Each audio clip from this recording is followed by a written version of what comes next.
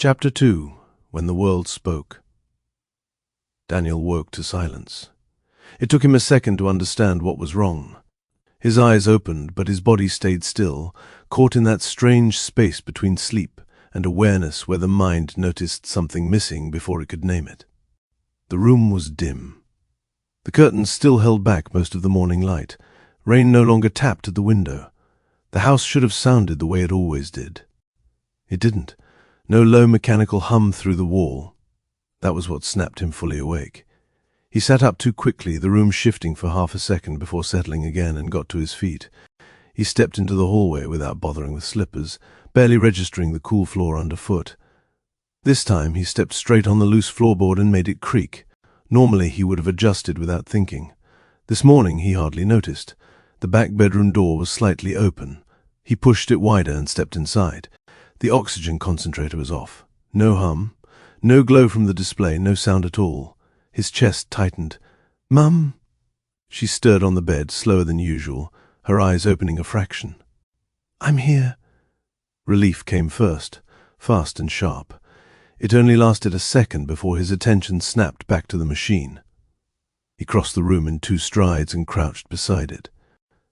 Cable still connected. Plug seated properly. No obvious damage. He pressed the power button.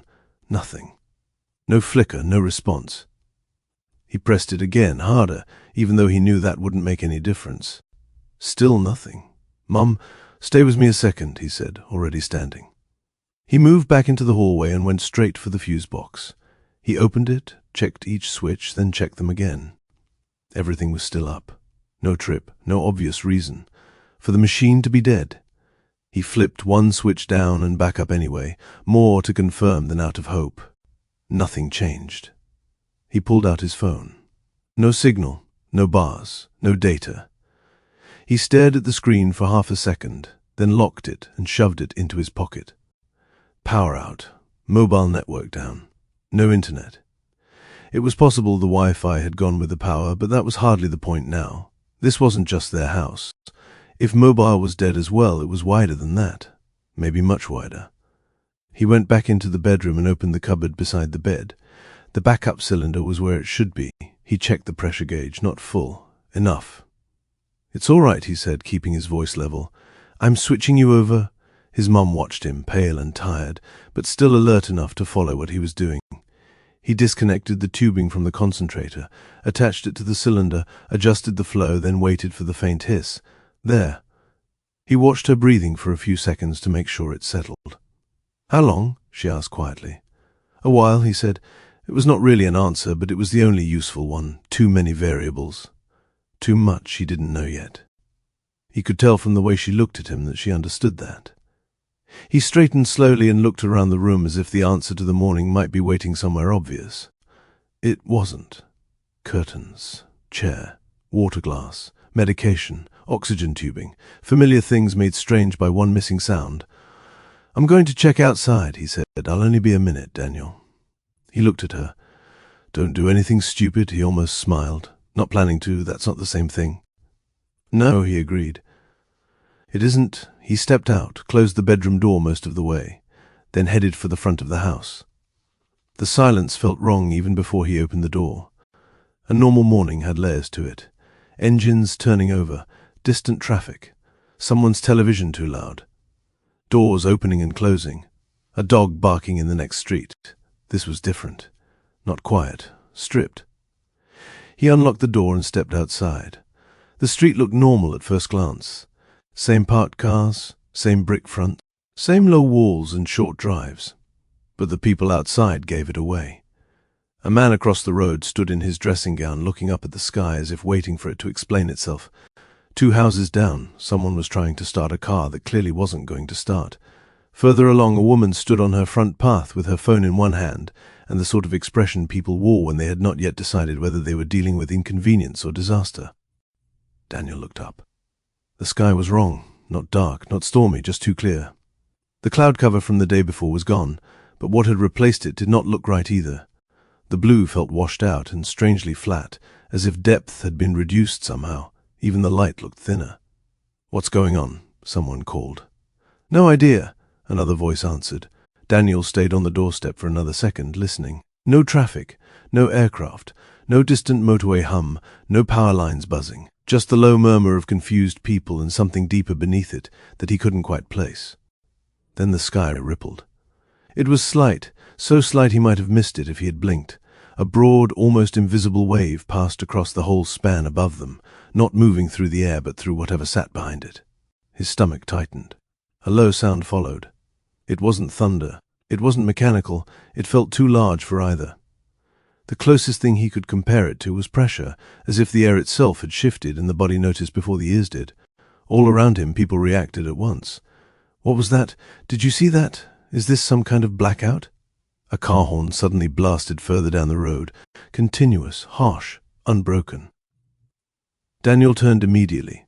A hatchback sat at a slight angle near the curb, the driver slumped forward against the wheel. The horn kept blaring beneath the weight of his body. Nobody moved. Nobody wanted to be first. Daniel started walking. "Mate, careful," someone said behind him, but he ignored it. He reached the car, pulled the driver's door open, and leaned in just enough to check. The man was breathing, pulse visible in his neck.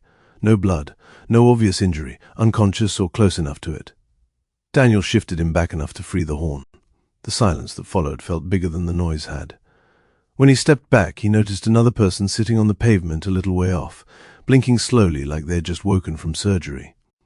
A woman near the corner was on one knee, steadying herself with one hand against a wall. "What's happening?" She asked no one in particular.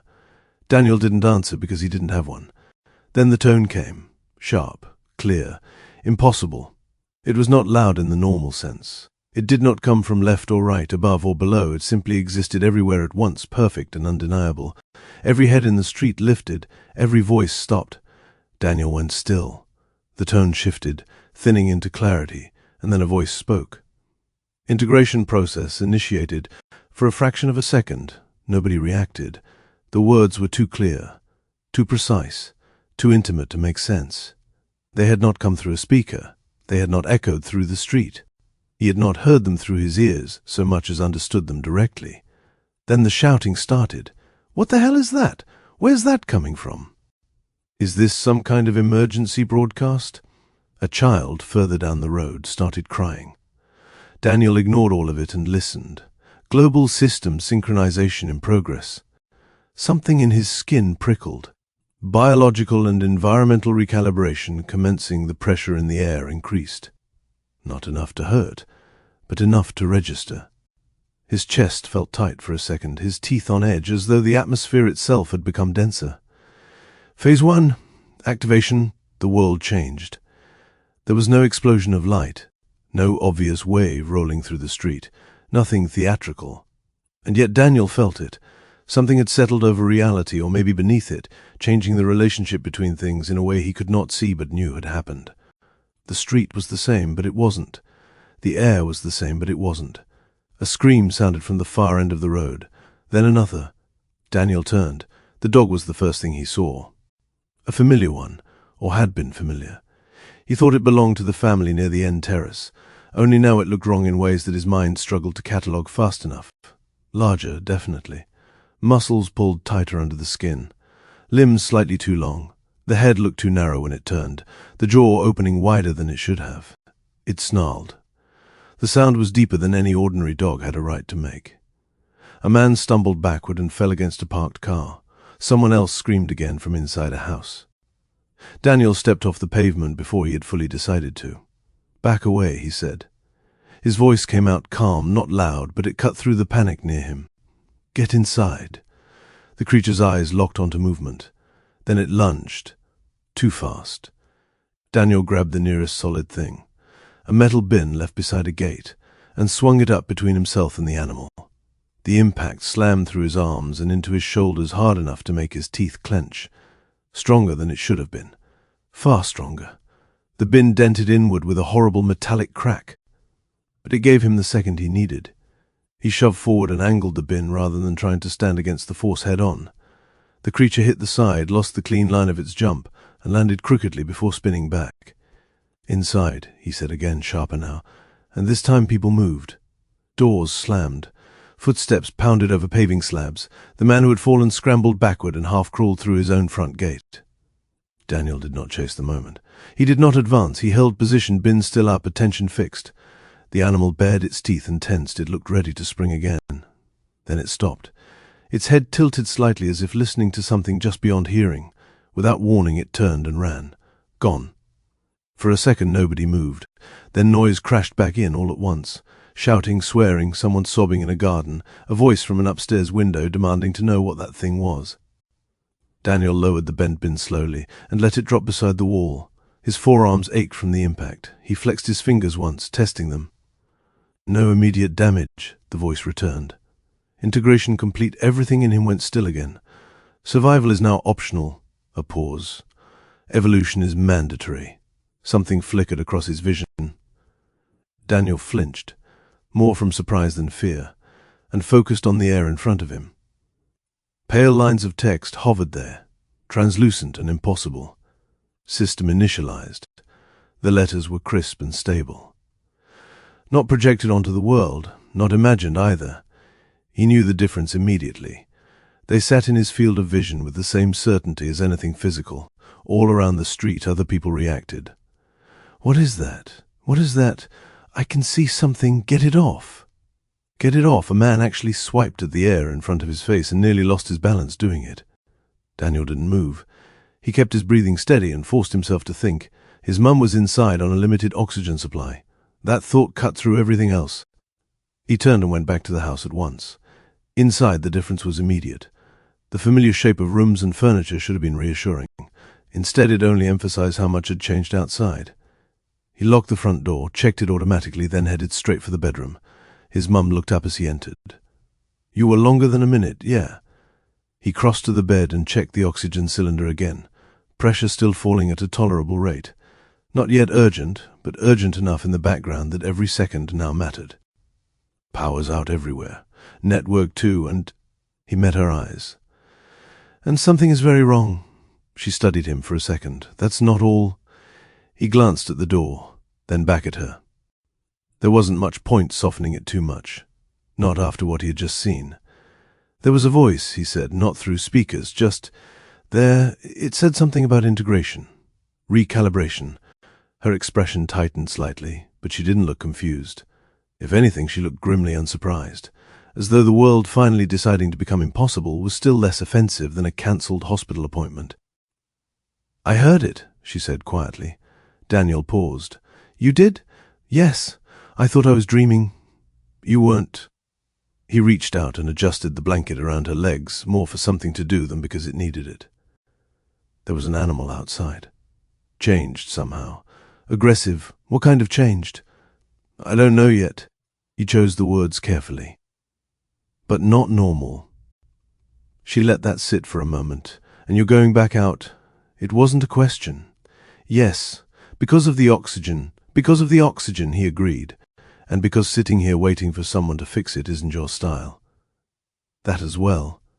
A faint smile touched her mouth and disappeared almost immediately, then stopped standing there looking guilty and get on with it. He almost argued. He didn't. There was no time to waste on either denial or comfort. "All right," he said. "First I need to see what I'm actually dealing with." He left the bedroom and went into the kitchen. The digital clock on the microwave was dead. The kettle was dead. Every plug socket in the house might as well have been decorative. He opened a drawer, took out a notepad and pen, then paused as the pale text flickered across his vision again. System initialized. User recognized. This time it expanded. Name, Daniel Mercer. Status, active level 1. He stared at it, eyes moving from line to line, then forced himself not to get caught there. Not now. He grabbed the pen and wrote the words down exactly as they appeared. If it disappeared later, he wanted a record. If it changed, he wanted something to compare it to. Written information meant something. It could be tested. The lines shifted again. Attributes, strength, 5 agility, 5 endurance, 6 perception, 7 intelligence, 8 health, 100% stamina, 100% skills, none. Daniel wrote all of that down too, quickly but clearly. The numbers meant nothing yet except that they existed. That alone was bad enough. A knock sounded at the front door. 3 quick hits. Daniel froze, pen still in hand. Then a voice called through the wood. "Dan, you in there, Louis?" Daniel put the pen down and went to the door. He didn't yank it open. He stepped to the side first and looked through the front window angle as best he could, more out of instinct than suspicion. Louis stood outside, breathing a little harder than usual, hair damp from the weather, expression somewhere between confused and annoyed. Daniel opened the door. "You all right?" Louis asked immediately. "For now," Daniel said. Yeah, think so, phone's dead. Van still starts." "That's something." Daniel nodded. "That is something." Louis glanced past him into the house. "Your mum? On backup oxygen?" Louis's face changed at once. "Right, yeah." There was no need to say more. Louis scratched the side of his head once, then lowered his voice. "You heard all that?" The voice? Hard to miss. Daniel stood back from the doorway. "Come in." Louis stepped inside, and Daniel shut the door behind him. They moved into the kitchen. For a second, looked at the notepad on the side. "You writing down the weird floating text thing too?" Daniel looked at him. "You've got it as well." Louis barked a short laugh with no humor in it. "That's not the reaction I was hoping for, but yeah."